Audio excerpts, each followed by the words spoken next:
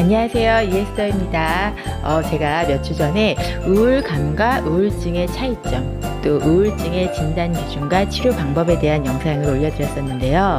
오늘은 그런데 이 우울증이 왜 생기는 건지, 어떤 특별한 원인 때문인지, 아니면 우울증에 걸리기 쉬운 사람이 따로 있는 건지, 우울증의 원인에 대해서 나눠보겠습니다.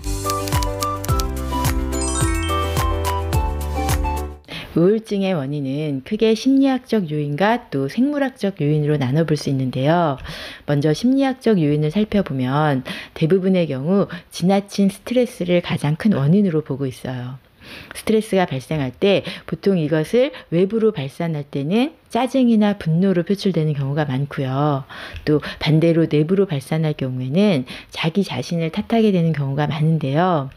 인간의 심리적인 문제를 과거에 초점을 맞추고 있는 정신분석적 이론에서는 우울증의 원인 또한 어린 시절의 경험을 중요하게 다루고 있는데요. 우리가 큰 스트레스를 받으면 어린 시절로 퇴행하면서 그때의 상실이나 좌절이 되살아나면서 슬픔과 분노가 자기 자신을 향한다고 했어요. 또 행동주의 입장에서는 우울증이 사회 환경으로부터 긍정적인 강화가 부족할 때 나타난다고 했어요. 우리 사람들이 즐겁게 살아갈 수 있으려면 일상에서 사회적인 지지, 사람들한테 칭찬도 받고 또 보상도 받고 서로서로 돕고 즐거운 일을 하면서 이렇게 다양한 긍정적인 강화가 계속적으로 필요한데 이런 게 부족할 때 우울증이 생긴다는 거죠. 또 인지적 이론에서는 우울증의 원인을 부정적인 사고에 초점을 맞추고 있어요. 우울한 사람들은 어떤 일을 경험할 때 자동적으로 부정적인 생각을 한다는 거예요.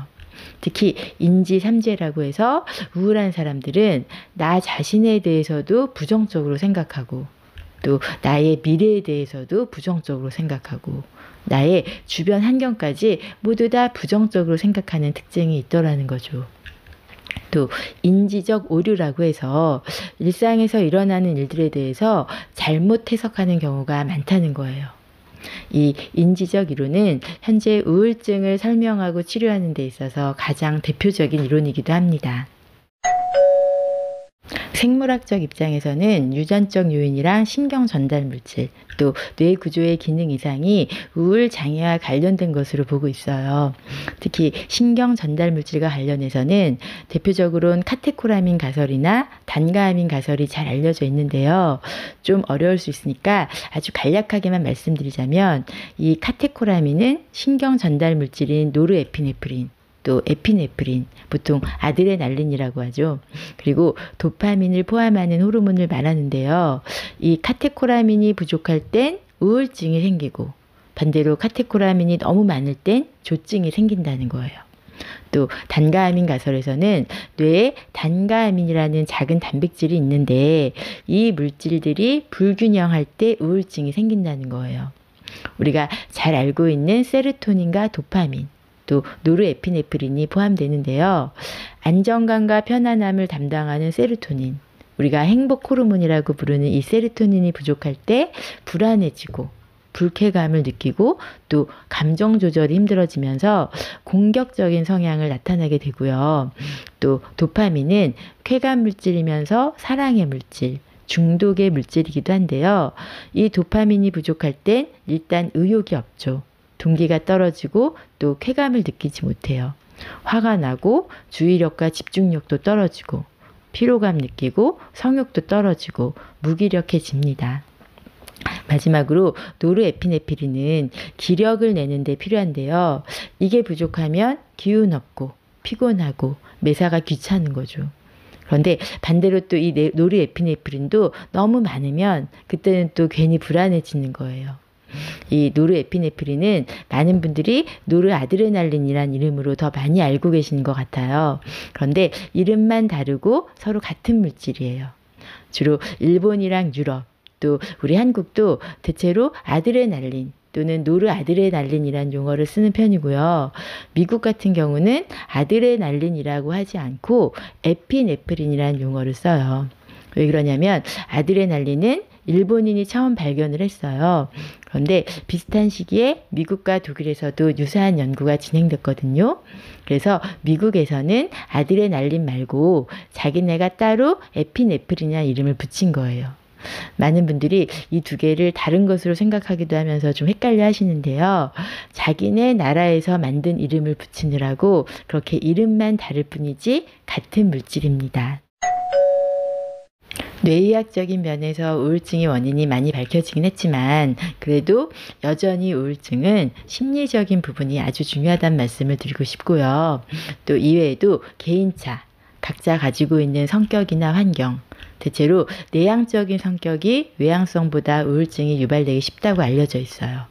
사회 참여에 별로 관심이 없고 친구도 별로 없고 혼자 지내기를 좋아하는 성격이거나 또 강박적이거나 의존적이거나 또 경조성, 막 들떠있는 경우 이렇게 성격적인 부분과도 관련이 깊습니다. 그리고 이건 사람들이 스트레스를 받을 때 느끼는 심리적 충격의 강도를 점수로 나타낸 자료인데요. 가까운 사람이 사망하거나 또 질병을 앓게 되거나 직장을 잃거나 사람들과 갈등을 겪거나 또 좋은 일이든 나쁜 일이든 갑작스러운 변화를 겪을 때 사람들은 스트레스를 많이 받아요. 그런데 이렇게 스트레스를 받는 상황에서도 어떤 사람들은 자기 자신을 잘 알고 또 적절한 대처법을 잘 알아서 스트레스 상황에서도 어느 정도 자신의 상태를 이렇게 안정적으로 유지할 수 있는 능력이 있는가 하면 또 어떤 사람들은 스트레스에 그냥 와르르 무너져 버리면서 심각한 우울증에 빠지기도 합니다. 이렇게 똑같은 일을 겪더라도 그 사람이 평소에 정서적으로 얼마나 안정되어 있는지 또 어려운 일을 겪었을 때 이걸 잘 견뎌낼 만한 정신력을 가지고 있는지 무엇보다 힘들 때 주변에서 이 사람을 지지해 줄 만한 다른 사람이나 그 어떤 대체물이 있는지가 참 중요하거든요. 이런 요인들에 따라서 우울증을 겪을 수도 있고 또 안 겪을 수도 있고 또 우울증을 겪어도 이걸 오래 앓을 수도 있고 금방 회복할 수도 있는 거예요.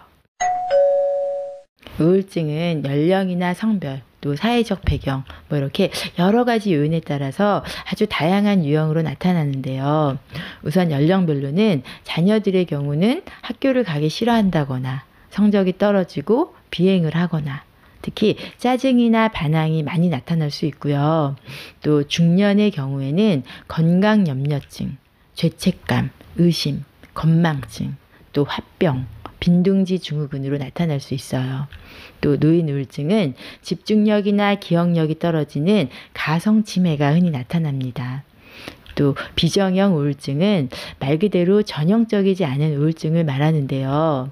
보통 우울증을 겪을 때 흔히 나타나는 증상, 잠도 잘 못 자고 입맛도 없고 이렇게 전형적인 증상이 아닌 오히려 잠을 너무 많이 잔다거나 배가 고픈 것도 아닌데 자꾸 뭘 먹던가 또 몸이 천근만근 무겁거나 대인관계에서도 아주 예민해지는 경우가 많은데요.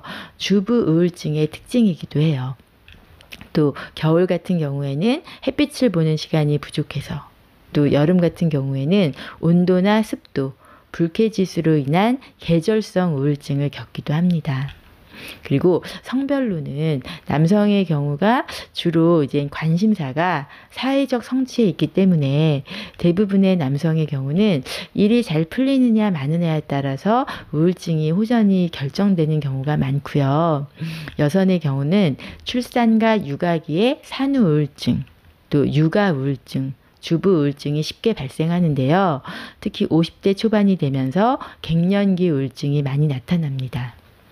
참고로 우울증은 남성보다 여성이 2배 정도 더 많이 나타나지만 반대로 자살자는 오히려 남성이 2배 이상 더 많아요. 남성이 여성보다 우울증을 더 적게 앓지만 일단 우울증을 앓게 되면 남성이 훨씬 더 심각하게 우울증을 겪을 수 있고요. 특히 남성들은 나이가 들수록 우울증의 발생이 점점 많아져요. 자살 위험도 그렇고요. 실제로 우리나라 자살자 가운데 노인 남성이 차지하는 비중이 아주 큽니다. 오늘 영상은 지난번 우울증 영상에서 영상 시간이 너무 길어질까봐 그때 한 번에 다 못하고 따로 나눠서 준비한 건데요. 앞으로도 우울증에 대한 여러 가지 정보는 주기적으로 또 업로드 하도록 하겠습니다. 그리고 지난번 영상에서 우울증 자가 검사를 문의하신 분이 계셔서 제가 아래 설명란에 2가지의 우울증 자가진단표 링크 주소를 기록해 두었는데요. 관심 있는 분들은 직접 체크해 보시면 좋을 것 같습니다. 그런데 예전 영상에서도 말씀드렸지만 이 자가진단만으로 우울증을 확진하는 건 아니기 때문에 만약에 자가진단에서 우울증이 있다는 결과가 나오면 그때는 꼭 다시 정확한 검사를 해보시길 바라고요. 우울증에 대한 진단 기준과 우울증 치료, 또 우울감과 우울증의 차이점에 대해서는 지난번 영상을 참고하시길 바랍니다. 오늘도 영상을 끝까지 시청해 주셔서 감사하고요. 저는 다음 주에 또 새로운 영상으로 찾아뵙겠습니다. 감사합니다.